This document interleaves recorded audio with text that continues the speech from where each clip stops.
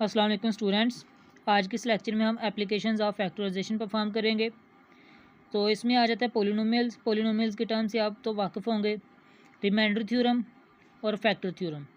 Remainder theorem जैसा कि नाम से ज़ाहिर है कि ये रिमाइंडर फाइंड करने के लिए होता है, जबकि फैक्टर थ्योरम फैक्टर फाइंड करने के लिए होता है। रिमाइंडर थ्योरम के डिफाइन में वो कहता है कि if a polynomial p of x is divided by a linear divisor x minus a, then remainder is p of a. यानी कि एक पोलिनोमियल आपके पास लेट कर लें x cube plus x plus one. ये आपके पास क्या है जी, एक पोलिनोमियल है और आपके पास एक लीनियर डिवाइज़र है जो कि एक्स माइनस वन है। ओके, ये आपके पास लीनियर डिवाइज़र आपने फ़र्ज़ कर लिया। अब जो हमारे पास इन दोनों को डिवाइड करवा के जो आंसर आएगा वो यहाँ से हम x की वैल्यू फाइंड करते हैं, इसको ज़ीरो के इक्वल पुट करके, तो वो आएगी +1। तो आपने ये वाली जो 1 वाली वैल्यू आई है ये इस इक्वेशन में पुट करनी है और यहाँ से रिमाइंडर फाइंड कर लेना है। तो क्लियरली हमें नज़र आ रहा है कि इसका आंसर आएगा 3। तो रिमाइंडर कितना हो जाएगा, 3 हो जाएगा। अब ये मेथड हमारे लिए आसान है लॉन्ग डिवीज़न मेथड से। लॉन्ग डिवीज़न मेथड कैसे हमारे लिए मुश्किल था कि वो यहाँ से x cube plus x plus one और फिर उसको एक्स माइनस वन पे डिवाइड करना और उसके काफ़ी सारे स्टेप्स बन जाते थे। तो वो लॉन्ग डिवीज़न काफ़ी डिफ़िकल्ट काम भी था और लेंथी काम भी था। तो ये रिमाइंडर थ्योरम ने हमारा काम जो है वो आसान कर दिया। इसके बाद आता है फैक्टर थ्योरम। अब वही क्वेश्चन ले लेते हैं हम, x cube plus x plus one और जो लीनियर फैक्टर है वो एक्स माइनस वन। अब इसी क्वेश्चन में वो कहता है कि अगर एक पोलिनोमियल है पी ऑफ एक्स, ये हमारे पास पोलिनोमियल है और ये हमारे पास एक लीनियर फैक्टर है। अब ये वाला जो फैक्टर हमने लीनियर खुद से फ़र्ज़ किया वो इस पोलिनोमियल का अपना फैक्टर हो सकता है अगर इसका रिमाइंडर ज़ीरो आता। रिमाइंडर हमने फाइंड किया, कितना आया था, 3 आया था। तो इसका मतलब ये रिमाइंडर ज़ीरो नहीं आया, तो ये वाला जो एक्स माइनस वन है ये इसका फैक्टर नहीं बनेगा। ठीक है, तो ये जो P of A equal zero लिखा हुआ है ना इन्होंने, ये दरअसल यही चीज़ को कह रहा है कि जो रिमाइंडर है, ये देखें ये रिमाइंडर की डिफाइन में पी ऑफ ए वो ज़ीरो आना चाहिए। तो अगर तो रिमाइंडर ज़ीरो आता है तो फिर आपके पास ये क्या हो जाएगा, फैक्टर बन जाएगा पोलिनोमियल का, अदरवाइज़ ये फैक्टर नहीं बनेगा।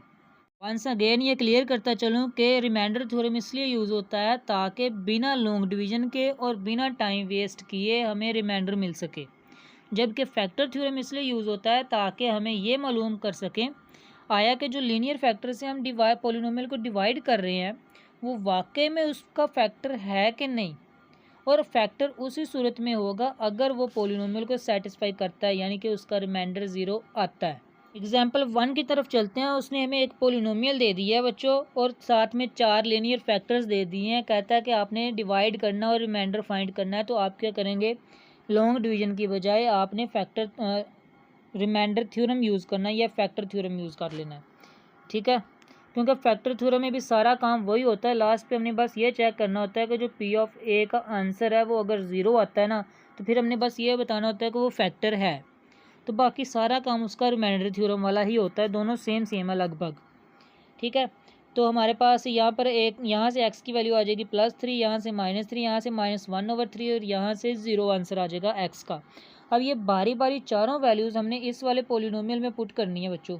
ठीक है, तो जब आप बारी बारी ये सभी वैल्यूज़ पुट करेंगे तो यहाँ से आपके पास आंसर्स आ जाएंगे। फर्स्ट आंसर आएगा 65, सेकंड आ जाएगा 101, थर्ड आ जाएगा 5, जबकि फोर्थ आंसर आ जाएगा +2। एग्जाम्पल नंबर 2 में उसने हमें एक पोलिनोमियल दिया है। कहता है कि अगर x + 2 पे डिवाइड करते हैं तो रिमाइंडर -2 आता है, तो आप k की वैल्यू फाइंड करें। एक रिमाइंडर उन्होंने हमें दे दिया, दूसरा रिमाइंडर हमने फैक्टर थ्योरम या रिमाइंडर थ्योरम अप्लाई करके ये फाइंड कर लिया 4k - 18। स्टूडेंट्स, जब हम किसी एक नंबर को दूसरे नंबर पे, एक पोलिनोमियल को किसी फैक्टर पे डिवाइड करते हैं तो हमारे पास एक ही रिमाइंडर आता है। इसके आप इजी से एग्जांपल ले लें, जब आप 5 को 2 पे डिवाइड करते हैं तो आपके पास एक रिमाइंडर आता है। जब आप 11 को 3 पे डिवाइड करते हैं तो आपके पास एक ही रिमाइंडर आता है जो कि 2 होता है। ठीक है, तो कोई दो रिमाइंडर्स नहीं आते आपके पास। तो इस क्वेश्चन में हमारे पास कितने रिमाइंडर्स आ रहे हैं, 2 आ रहे हैं। एक जो उन्होंने क्वेश्चन में दे दिया और दूसरा जो हमने फाइंड कर लिया। ये इसी वे में मुमकिन हो सकता है कि जब वो दोनों इक्वल हो जाएं तो दोनों को इक्वल रख दे रिमाइंडर, क्योंकि सेम होता है।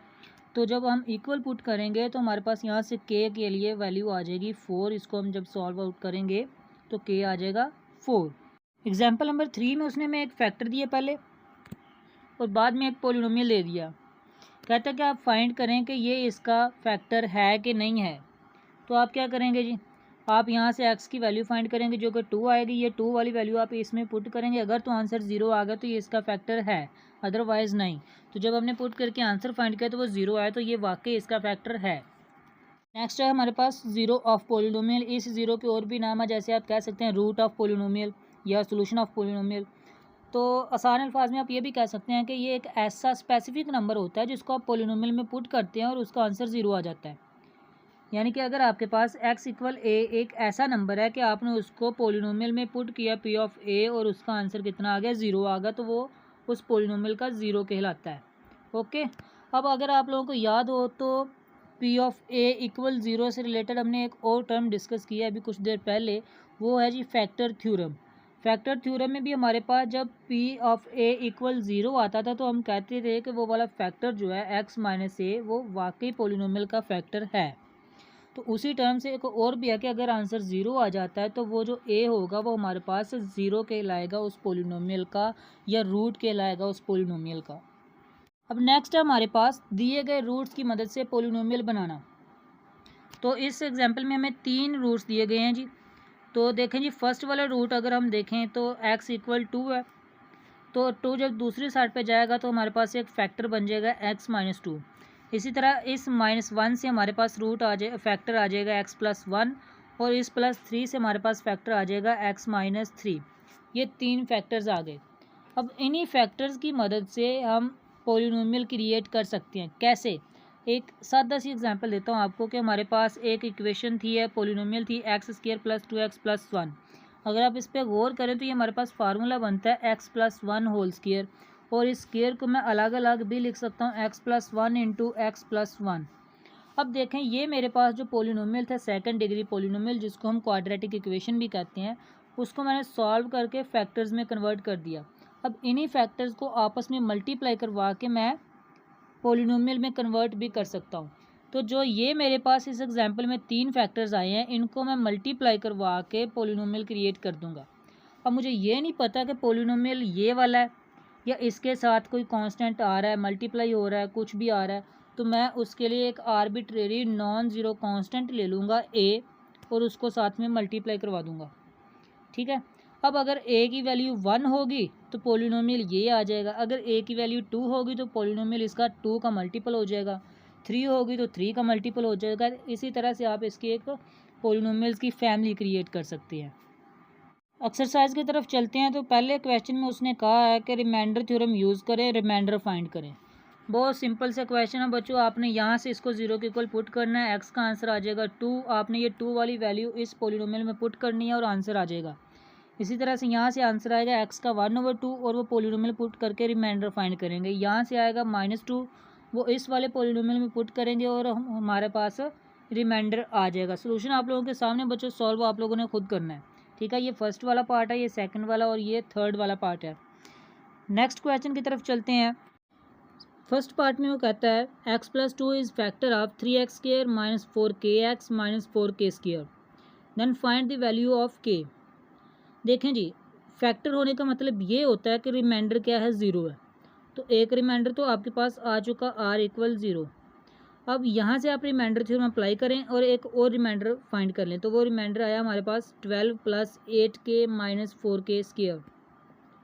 ओके, अब एक रिमाइंडर 0 है, दूसरा रिमाइंडर ये है, तो एक ही क्वेश्चन में 2 रिमाइंडर्स नहीं हो सकते, तो दोनों इक्वल पुट करेंगे।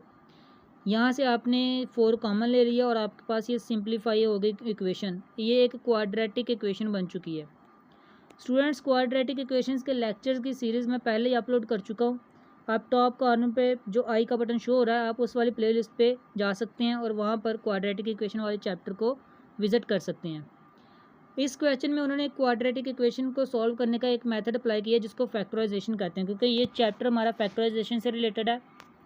तो फैक्टराइजेशन से सॉल्व किया तो के हमारे पास 2 आंसर आ गए, एक -1 और दूसरा +3।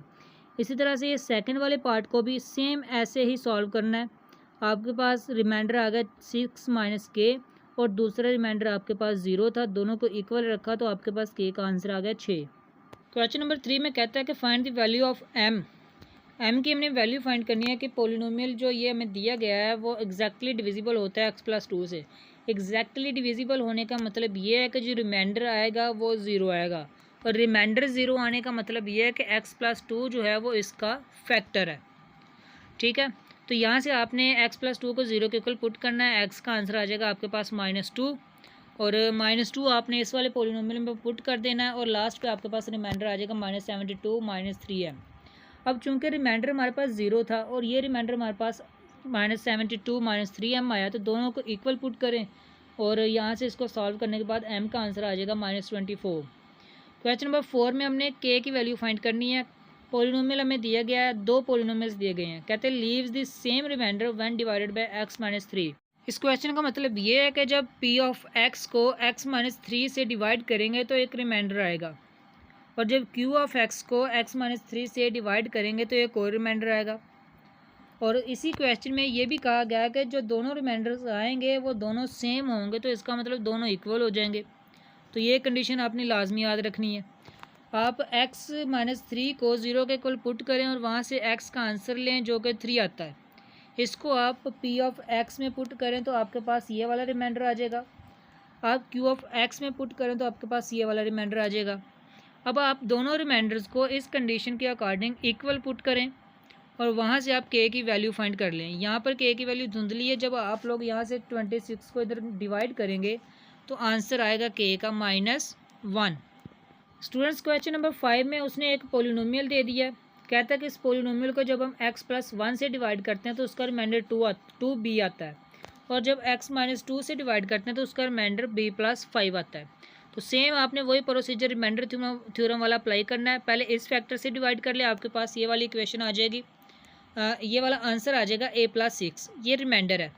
ठीक है, अब चूंकि एक रिमाइंडर उसने दिया 2b और दूसरा रिमाइंडर ये आ गया, तो दोनों को इक्वल पुट करें। तो उसने करा क्या है कि ये 2b इस साइड पे आकर माइनस हो गया और ये 6 जो है वो दूसरी साइड पे जाके माइनस हो जाएगा। तो इसने 6 के साथ प्लस लिखा है, तो आप 6 के साथ माइनस लिख लें, ये मिस्टेक हो चुकी है किताब में। ठीक है, आपके पास इक्वेशन है a - 2b = -6, इसको आपने करेक्ट कर लेना है। इसके बाद जब आप x - 2 से सेम प्रोसीजर अप्लाई करेंगे तो आपके पास जो आएगा आंसर इक्वेशन 2 की फॉर्म में वो आ जाएगा 4a - b = -10। ये इक्वेशन ठीक है। अब करा क्या जी, इसने a और b में से किसी एक को एलिमिनेट कर सकते हैं, या तो a को या फिर b को। उसने क्या करा जी, b के कोफिशिएंट सेम किए। कैसे? इक्वेशन नंबर 2 को 2 से मल्टीप्लाई करवा दिया, तो हमारे पास जो नई इक्वेशन आई उसको 3 का नाम दे दिया। फिर उसने करा ये कि इक्वेशन नंबर 3 से इक्वेशन नंबर 1 को माइनस कर दिया। तो आप देख सकते हैं जब 6 के साथ माइनस था, ओके, और उस दूसरी साइड पे ये जो हमारे पास -10 था, इसको जब हम 2 से मल्टीप्लाई करवाना चाहते थे तो -20 आंसर आता था। तो ये आपने याद रखना है कि 6 के साथ भी माइनस है और 20 के साथ भी माइनस है। अब माइनस करेंगे तो ये a के साथ माइनस हो जाएगा, 2b वाला प्लस हो जाएगा और 6 वाला भी प्लस हो जाएगा। 2b तो कैंसिल हो गया, 8a में से 1a माइनस किया तो 7a, और -20 और +6 -14 आंसर होता है। तो इससे आगे जो हमारा क्वेश्चन है वो ठीक है। अब ये -14 है, यहाँ से a का आंसर आ गया -2। अब ये a का आंसर जो है वो आप इक्वेशन नंबर 1 में ये जो इसने करेक्ट करके लिखी है -6 के साथ, इसमें पुट करेंगे तो a का आंसर आ जाएगा -2। क्वेश्चन नंबर 6 में भी उसने हमें एक पोलिनोमियल दिया, कहता कि उसका फैक्टर है x + 4 और it leaves a remainder of 36 when divided by x - 2। आपने फाइंड करनी है l और m की कीमत। देखें जी, उसने कहा कि ये जो पोलिनोमियल है इसका फैक्टर है x + 4, यानी कि जब हम x + 4 पे इसको डिवाइड करते हैं तो रिमाइंडर आता है 0। एक रिमाइंडर ये होगा। अब आप रिमाइंडर थ्योरम अप्लाई करें, यहाँ से x की कीमत -4 आएगी, इसको आप इस पोलिनोमियल में पुट करें, यहाँ से आपके पास इक्वेशन नंबर 1 आ जाएगी 4l - m = 10। कैलकुलेशन आपने देख लेनी है, किसी माइनस या प्लस की मिस्टेक ना हो। अब चूंकि ये हमारे पास 4l - m जो इक्वेशन आई, दोनों रिमाइंडर्स को इक्वल रखने के बाद इसको हमने 1 का नाम दे दिया। अब कहता है कि 36 का रिमाइंडर वो लीव करता है जब x - 2 से डिवाइड होता है, तो x - 2 से हमारे पास फैक्टर आ जाएगा 2, रूट आ जाएगा 2। ये 2 वाली वैल्यू आपने इस पोलिनोमियल में पुट करनी है। और जो रिमाइंडर आएगा उसको 36 के इक्वल आपने सपोज कर लेना है। और सॉल्व करने के बाद आप लोगों के पास इक्वेशन नंबर 2 आ जाएगी 2l + m = 2 की फॉर्म में। अब देखें यहाँ पर +m है और इक्वेशन 1 में -m है, तो ये इन दोनों को अगर प्लस करें तो m तो कैंसिल हो जाएगा, तो इनको कैंसिल प्लस कर दें, m से m कैंसिल हो गया, 2l + 4l 6l और इक्वल 12, और 6 इधर मल्टीप्लाई हो रहा है, दूसरी साइड पे डिवाइड हो रहा है, तो l की कीमत आ जाएगी +2। अब यही l की कीमत आप चाहें तो इक्वेशन 1 में पुट कर लें, चाहें तो इक्वेशन 2 में पुट कर लें, और वहाँ से आपके पास m का आंसर आ जाएगा -2।